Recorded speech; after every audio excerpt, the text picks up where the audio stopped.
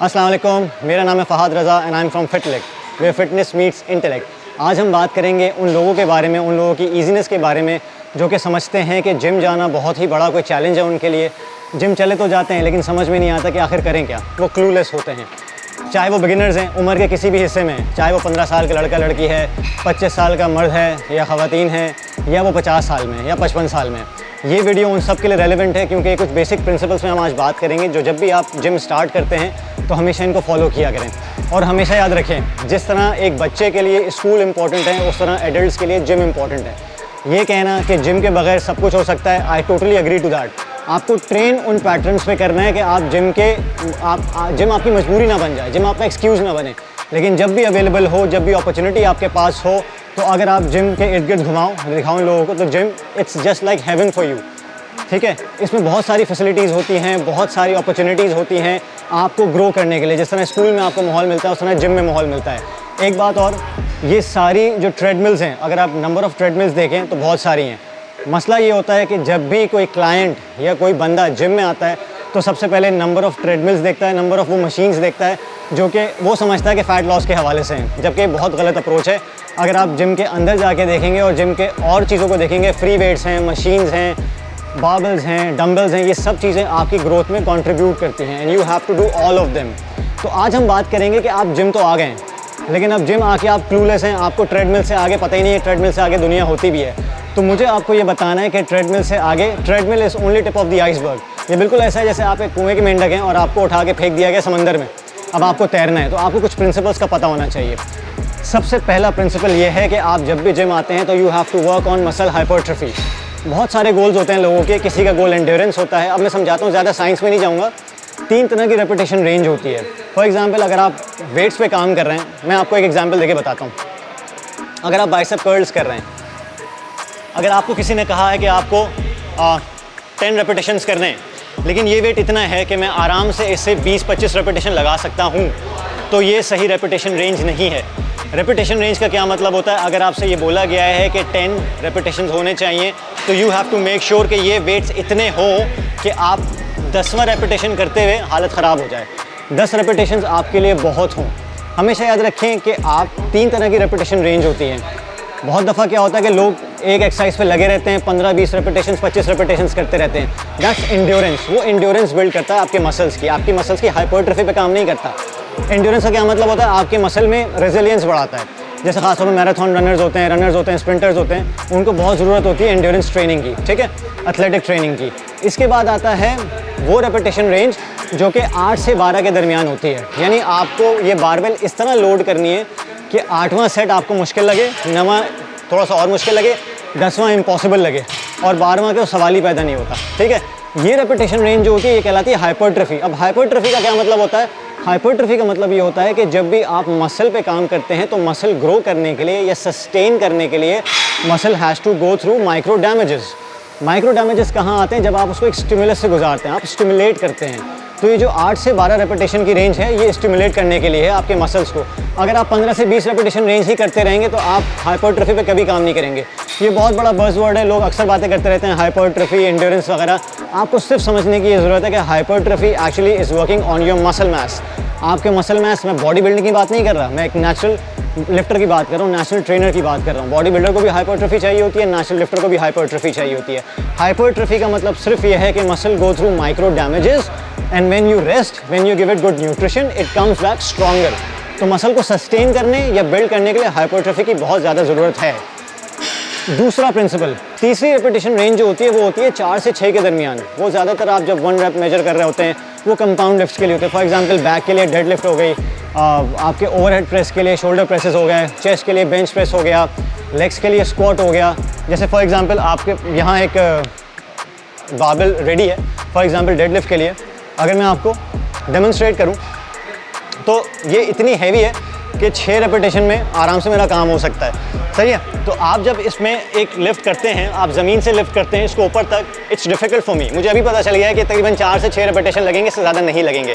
Then you go down, then you start, you do like this. अब इसमें होता क्या है कि आप पूरी पोस्टीरियर चेन पे काम कर रहे हैं, आपके हील से लेके आपके सर के बालों तक पूरी पोस्टीरियर चेन, पूरी बैक चेन काम कर रही है, पूरी किनेटिक चेन काम कर रही है, बहुत सारे मसल्स काम कर रहे हैं और ये कहलाती है कंपाउंड लिफ्ट्स। ठीक है, सबसे पहले मैं बात ख़त्म कर लूँ कि 4 से 6 रेपिटेशन की रेंज में आप स्ट्रेंथ बिल्डिंग करते हैं तो एंड्योरेंस आ गई, जहाँ पे आप मसल की एंड्योरेंस बिल्ड करते हैं। फिर हाइपरट्रॉफी आ गई जो 8 से 12 रेपिटेशन की रेंज होती है और उसके बाद आता है 4 से 6 जो कि स्ट्रेंथ बिल्डिंग होती है। उसमें मसल हाइपरट्रॉफी का इतना काम नहीं होता लेकिन ओवरऑल आप स्ट्रॉन्ग होते हैं। ठीक है, उसके बाद जो मैंने अभी जिक्र किया था कंपाउंड मूवमेंट्स का, तो हमेशा याद रखें कि आप जब भी जिम जाते हैं तो आप बहुत सारे मिरर मसल्स पे तवज्जो देते हैं। आप जाते हैं बाइसेप कर्ल्स करते हैं, आप जाते हैं ट्राइसेप पे लगे रहते हैं, लेटरल रेजेस, शोल्डर की गोलाई आ जाए, सब कुछ आ जाए। देखें, as a middle aged person if you are going beyond 30, 25 और 30, आपके पास बहुत सारी जिम्मेदारियाँ हैं, आपके पास फैमिली है, आपके पास जॉब है, आपके पास बिजनेस है, आपके पास बहुत सारे इमोशनल कंस्ट्रेंट्स हैं जिससे आप पहले ही बहुत ज़्यादा स्ट्रगल करते रहते हैं। तो always remember to save your time in the gym.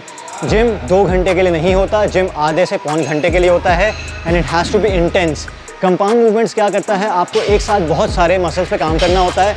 आप चेस्ट करते हैं, 3 बड़े मसल्स हैं, आपका चेस्ट बहुत बड़ा मसल ग्रुप है, आपकी बैक यहाँ से लेके यहाँ तक बहुत बड़ा मसल ग्रुप है और आपके लेग्स जो मोस्ट ऑफ द टाइम्स आपके टॉर्सो से 50% ज़्यादा ही होता है, मतलब बहुत सारे लोगों की टांगें लंबी होती हैं और तो आप बहुत दफ़ा क्या होता है लोग पूरा का पूरा लेग्स मिस कर देते हैं। तो ये बहुत बड़ी गलतियाँ जो आप करते हैं ये सारे कंपाउंड मूव्स में आते हैं। आप चेस्ट की कोई भी, फॉर एग्जांपल मैं आपको एक चेस्ट की एग्जांपल बताऊँ कि ये एक डिप्स है, ये लोअर चेस्ट के लिए ज़्यादा यूज़ होती है।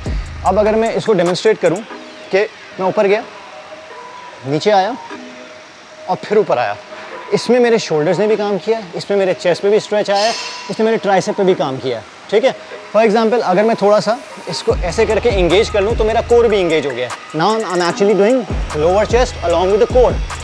तो कंपाउंड मूवमेंट्स का मतलब ये है कि एक ही साथ मैंने 3-4 चीज़ों पे काम किया है। हमेशा याद रखें कि टाइम आपके पास ज़्यादा नहीं है, टाइम आपको बचाना है। Compound movements actually come as salvation for you और आप हमेशा कम टाइम में ज़्यादा इफेक्ट ले सकते हैं अपनी एक्सरसाइजेज से। तीसरी चीज़ आती है इंटेंसिटी। अगर किसी की भी ट्रेनिंग में, किसी की भी ट्रेनिंग पैटर्न से उसको फ़र्क नहीं पड़ रहा है, अच्छा खाना खा रहा है, रेस्ट कर रहा है, सप्लीमेंटेशन अच्छी है, लाइफ में स्ट्रेस नहीं है, वर्कआउट्स भी अच्छे कर रहा है, 2-2 घंटे के वर्कआउट्स कर रहा है, लेकिन फिर भी ग्रोथ नहीं आ रही, मज़ा नहीं आ रहा है, that could be a limiting factor कि आपकी इंटेंसिटी हाई नहीं है। इंटेंसिटी हाई का मतलब ये है कि आप आते हैं और you just go through the motions. सिर्फ मोशन से नहीं गुजरना है, सिर्फ हिलना जुलना नहीं है, you have to feel it in your muscles. इससे आता है muscle mind connection. For example intensity की बात अगर मैं करूं, मैं दोबारा बाइसेप कर्ल्स पे आता हूं कि अगर मैं बाइसेप कर्ल्स को उल्टा सीधा करना शुरू कर दूं, I am just going through motions, ऐसे किया, ऐसे किया, ऐसे किया, ऐसे किया, बट मैं अपने आप को बिल्कुल स्टिल करके अपनी एल्बोज़ को लॉक करके इसको फील करूं अपने बाइसेप पे, इसको कॉन्ट्रैक्ट करूं और फिर बहुत आहिस्ता से नीचे लेकर आऊं, तो यही 5-5 kg जो है मेरे लिए 50-50 kg साबित हो सकता है और यही मुझे इंटेंस वर्कआउट दे सकता है। I am actually focusing upon intensity, upon the form. Contract, now eccentric motion आपने स्लो किया और आहिस्ता से अपने बाइसेप पे फील किया। इससे आपको हाइपरट्रॉफी के एलिमेंट्स भी मिलेंगे, आपको इंटेंसिटी भी मिलेगी और आपके माइंड मसल कनेक्शन भी बनेगा। बहुत दफ़ा क्या होता है, लोग बैक कर रहे होते हैं, चेस्ट कर रहे होते हैं, लेग्स कर रहे होते हैं, they don't feel the muscle doing the work. उससे क्या होता है, जब आप ऊपर ला आपने कॉन्ट्रैक्ट किया, you actually send the signal to your brain कि अब इस पर कॉन्ट्रैक्शन आ गई है, आपको न्यूरोलॉजिकल जो भी मैकेनिज्म है वो फायर अप हो जाता है। आप बैक वर्कआउट कर रहे हैं, फॉर एग्जांपल मैं पुलअप का आपको बताऊं कि वैसे मैं पुलअप करने में आऊँ तो 10-15 पुलअप कर सकता हूँ, लेकिन अगर मैं अपने आप को स्टैटिक होल्ड करूँ तो फील माई बैक, मतलब मैं शायद 5 कर पाऊँ। फॉर एग्जांपल जैसे मैं 1, 2, 3, ये तो आराम से हो सकता है, लेकिन अब मैं काम करूँगा जो मेरी बैक को फायर अप कर देगा और मेरी एनर्जी ज़्यादा यूज़ करेगा। वो क्या है, I came here, I held it statically. ये स्टैटिक होल्ड जो है, अब आहिस्ता आहिस्ता एक वक्त आएगा मैं कपाना शुरू कर दूंगा and I had to leave it. फिर मैं एक स्टैटिक होल्ड यहाँ करूँगा, फिर एक स्टैटिक होल्ड यहाँ करूँगा, फिर एक यहाँ करूँगा, फिर नीचे आऊँगा और फिर दोबारा ऊपर जाके static hold and then Aahista Aahista नीचे। इससे क्या होगा, मैं 10-15 रेपिटेशन नहीं लगा पाऊँगा, लेकिन मेरी बैक फायर अप होगी। I will feel my back, I will feel every fibre in my back. तो ये माइंड मसल कनेक्शन डेवलप होने वाली चीज़ होती है। देखें, लाइफ का कोई भी पार्ट हो, लाइफ का किसी भी वॉक ऑफ लाइफ से आदमी हो, माइंड मसल कनेक्शन हर चीज़ में चाहिए होता है, चाहे वो जिम में हो, जिम से बाहर हो, आपके रिलेशनशिप्स हो, आपकी वर्क लाइफ हो, कुछ भी हो, जब तक माइंड आपका मैटर से नहीं जुड़ेगा, माइंड मसल से नहीं जुड़ेगा, आप काम नहीं कर सकते। इसके बाद एक सबसे इम्पॉर्टेंट चीज़ आती है, वो है बॉडी वेट ट्रेनिंग। आप जिम आए, आपको लगता है कि जिम में सिर्फ डंबल्स हैं, सिर्फ बारबेल्स हैं, एलिप्टिकल हैं, ट्रेडमिल हैं, ये सब चीज़ें हैं, and you have to make use of all of them. एक फ्लॉ यहाँ ये आ जाता है कि जब मैंने शुरू में कहा था कि gym should not become an excuse, ये चीज़ जब डेवलप होती है कि आपको ये नहीं पता होता कि किन पैटर्न्स पे आपको काम करना है। आपकी body, I don't remember, can't recall the name, एक बड़े अच्छे बुजुर्ग हैं, नाइकी से ताल्लुक़ था उनका, तो उन्होंने कहा था बेसिकली कि if you have a body you are an athlete. इसका मतलब ये है कि you should never limit yourself to any equipment, ठीक है। अब आप अगर ये सोचते हैं कि जिम मिलेगा जब भी वर्कआउट होगा तो फ़ायदा नहीं। इसीलिए आपके पुशअप्स हो गए, डिप्स हो गई, पुशअप्स हो गए, पुलअप्स हो गए, स्क्वाट्स हो गए। For example if you are doing squat, इसका मतलब ज़रूरी नहीं है कि आपको स्क्वाट रैक पे जाके बारबेल सर पे रख के, अपने नेक पे रख के आपको बारबेल स्क्वाट करनी है। इसका मतलब ये है you just have to start like this, कि आपके पास कोई बच्चा है, आपने पिड्डी पे बिठाया, आपके पास कोई बैग है, उसमें आपने वज़न रखा, and you started doing the squats. इस स्क्वाट के लिए ज़रूरी नहीं है कि मेरे पास जिम ही हो, मैं कहीं भी हूँ दुनिया में, मैं ट्रैवल कर रहा हूँ, कुछ भी कर रहा हूँ। ये उन लोगों के लिए जो ट्रैवलिंग करते रहते हैं और वो चाहते हैं कि यार इन सारे लवाजमात के साथ, सारी जिम्मेदारियों के साथ वो अपना वर्कआउट मिस ना करें। तो प्लीज़ हमेशा कोशिश किया करें, सुपर सेट्स करें, ड्रॉप सेट्स करें, अपने बॉडी वेट को यूज़ करें जिम में आके। अपने जिम में आके अपने बॉडी वेट मैकेनिज़्म को, अपने बॉडी वेट वर्कआउट्स को इग्नोर ना करें, क्योंकि इसी से आपका ट्रेनिंग पैटर्न डेवलप होता है, तो जिम से बाहर आपकी हेल्प करता है। तो ये बहुत इंपॉर्टेंट पॉइंट है जो लोग नहीं करते कि हम जिम आते क्यों हैं, अगर हमें पुशअप करनी है, ये सब कुछ करना है, तो हम बाहर क्यों ना कर लें। ये बहुत फ्लॉड अप्रोच है, इसे हमेशा याद रखा करें। इसके बाद आखिर में जो एक चीज़ आती है, बड़ा खूबसूरत सा प्रिंसिपल है, वो है आपका ट्रेनिंग स्प्लिट। ट्रेनिंग स्प्लिट क्या होता है? आप जब भी जिम में दाखिल होते हैं ना, आर्नल्ड श्वार्ज़नेगर, हम भले जितना भी बॉडी बिल्डिंग को कह लें कि यार body building is not for common people, but inspiration body building से ही आती है, ठीक है। आम बंदा आर्नल्ड जैसी बॉडी नहीं बना सकता, उसके लिए बहुत ज़बरदस्त प्रोटोकॉल्स चाहिए होते हैं, वो प्रोफेशनल बॉडी बिल्डर है।